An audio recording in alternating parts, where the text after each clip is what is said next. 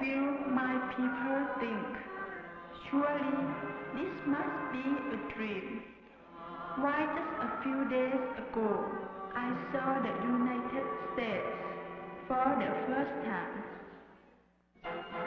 Winging into New York City via Varig Airlines with a bevy of international beauties headed for the 1965 Miss Universe pageant.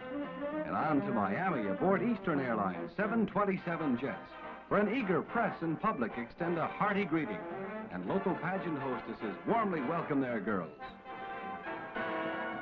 Official Catalina swimsuits in sunny pink, turquoise, and jade green make a big hit with the delegates. And the hostess chaperones help to orient the girls to the facilities at Miami Beach Convention Hall. The forehead spot Miss India features means that she is a highly fashionable young lady. Smiling for her official photograph, Miss Sweden reflects a radiant natural beauty. This is Miami's Crandon Park Beach, where hundreds of local well-wishers, as well as amateur and professional photographers, turn out to snap candids of the senoritas, Fräuleins, and mamsells. For the next event, they'll be wearing Prestolite helmets and demonstrating their good sportsmanship by joining in the Miss Universe Miniature Prestolite Grand Prix race. The girls love the miniature cars, the merry-go-round, and all the rides and games in Crandon Park, which many of them had never seen before. After dark, throngs of people of every nationality line Biscayne Boulevard for the Parade of Friendship, officially opening the pageant.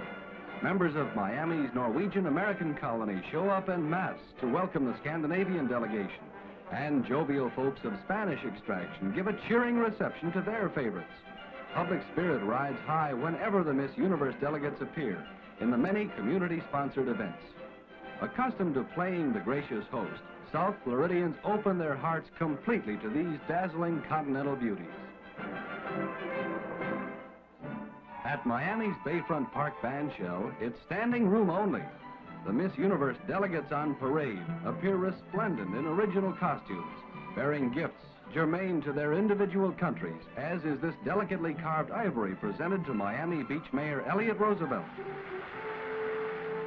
One of the highlights of the Miami social scene is the annual Miss Universe Fashion Show luncheon, where almost 1,000 well-attired women and more than a few gentlemen applaud the poised and graceful Miss Universe models.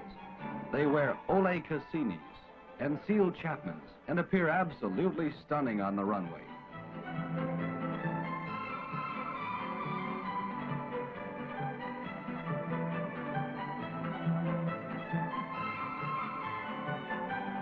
Sponsored by the Women's Cancer Association of the University of Miami, this is another sellout community affair.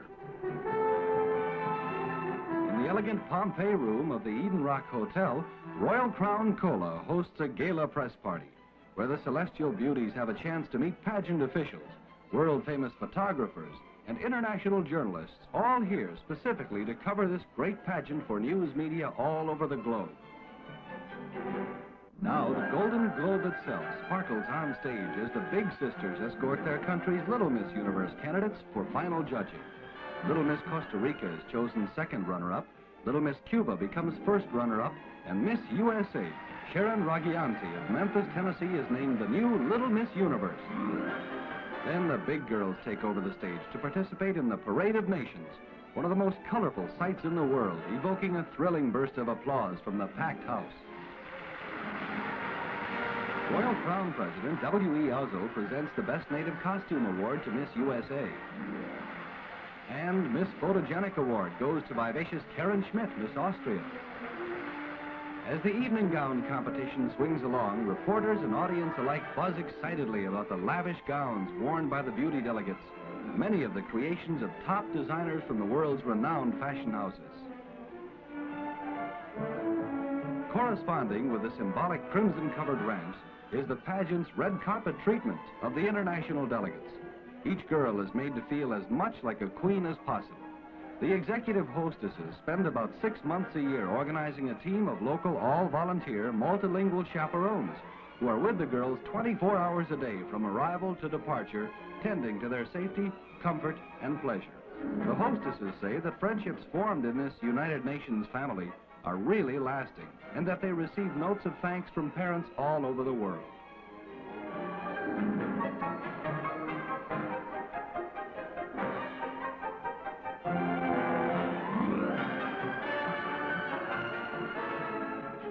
The judges have chosen, and here are the 15 fabulous semi-finalists. And what a heterogeneous group they are. One is 5'4", 6 are 5'5" to 5'7", and 8 girls are 5'8" or over. There are 7 blondes, 5 brunettes, 4 with black hair, 1 chestnut, and 1 redhead. Each girl has survived countless judgings at every level in her homeland, and now she is one of the 15 most beautiful girls in the universe. Several girls are so thrilled and excited they can hardly stand still enough to be photographed. Next, the semi-finalists meet the judges. Earl Wilson, syndicated columnist for the New York Post. Gregory D. Leventis, first director of the Greek National Tourist Office in New York. Richard Dinsdale, noted editor of the London Sun. Felipe Halsman, named one of the 10 best photographers in the world. Miss Gladys Zender, high fashion model and former Miss Peru, who became Miss Universe in 1957. Don Kingman, outstanding watercolor master, now working with Hollywood producers. Roberto de Mendoza, Dean of the Latin American Diplomatic Corps. Kazushige Hirasawa, Editor-in-Chief of the Japan Times. Dr. Edsil Cid Varela from Rio, Director of TV Brasilia. Relaxation and good fun are also on the schedule. Local residents and celebrities go all out to host the girls at pool and patio parties where they're joined by fascinated Floridians. Throughout the week, the girls, with their chaperones, are entertained and dined in the area's top clubs and restaurants. Between the wonderful weather in the Sunshine State and the deluxe treatment the girls receive, it's no wonder they would like to return to Florida someday. Hotel accommodations are among the finest in the country. Official pageant host hotels include the Algiers, the famous Roni Plaza, the Shelburne, and the Monte Carlo. Dress rehearsal discloses a brilliant innovation with Miss Hong Kong performing an ancient sword dance, enchanting to her colleagues as it is to the audience out front. Miss Tunisia calls this the dance of no name, but she certainly does it with authority. This Highland fling didn't originate in the Highlands.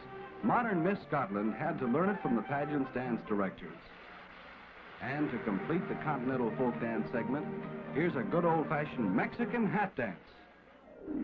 Thousands jam Miami Beach Convention Hall to view the spectacular show and to see the most beautiful girl in the universe receive her crown. The giant stage shimmers with the optimum in feminine beauty before a glistening backdrop of dancing waters. Beauty delegates from 58 countries, representing every continent on the globe, sing joyfully, "Hello, how do you do?" A big hello to all of you. And the response from the audience is a tremendous ovation. An atmosphere of universal affection and friendship pervades the huge hall, as though, by their presence here, these radiant young women from all the world have demonstrated the compelling reasons for understanding, peace, and progress among the nations of the world. The highly cherished Miss Amity Friendship Award goes to lovely Ingrid Bethke from Germany. Hosting the TV show, viewed by over 60 million people, are John Daly and Sally Ann Howes. In addition to exceptional beauty of face and figure, these cosmopolitan candidates show singular intelligence and a strong penchant for knowledge. Over half speak as many as 5 languages. At present, 30% are students, over 50% will have or have had a university or higher education.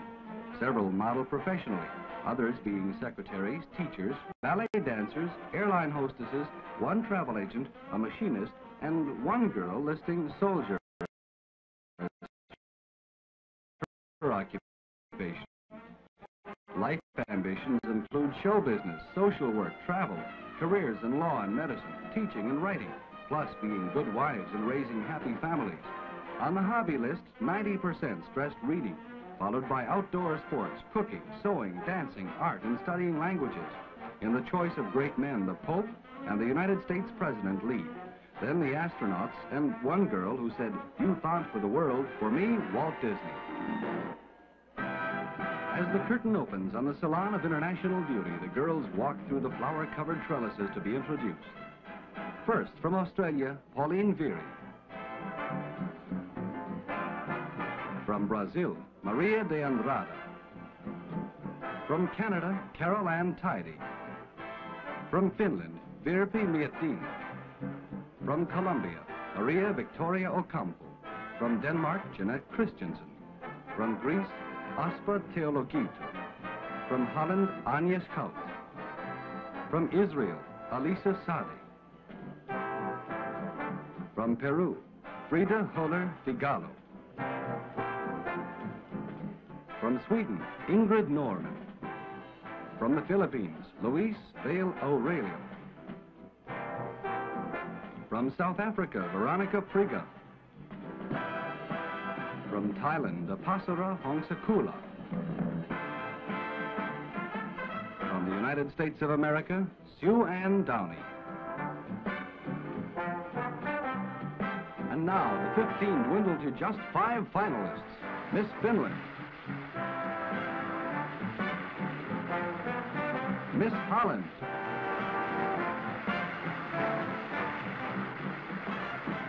Miss Sweden. Miss Thailand.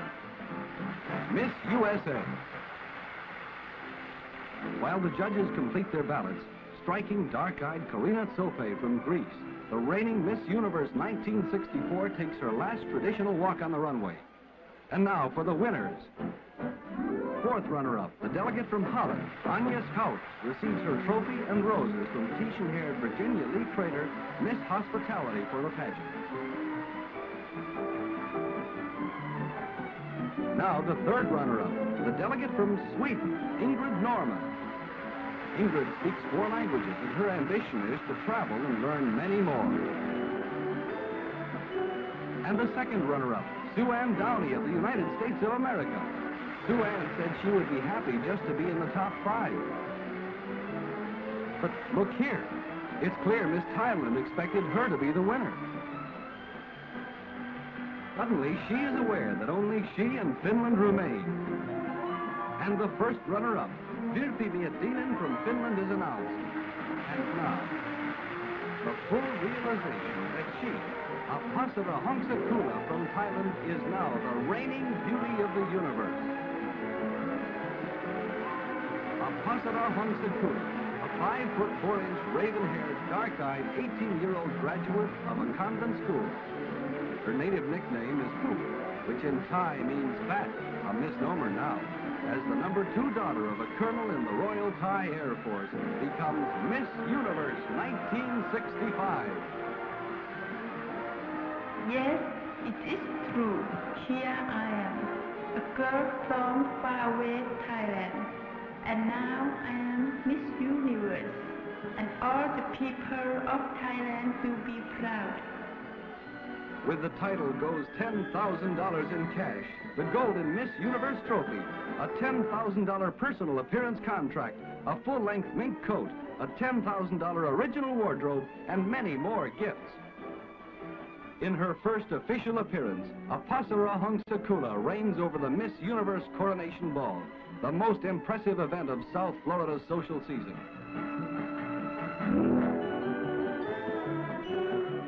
Then begins a year of travel to the 4 corners of the earth to further the cause of peace, understanding, and goodwill among all the peoples of the universe.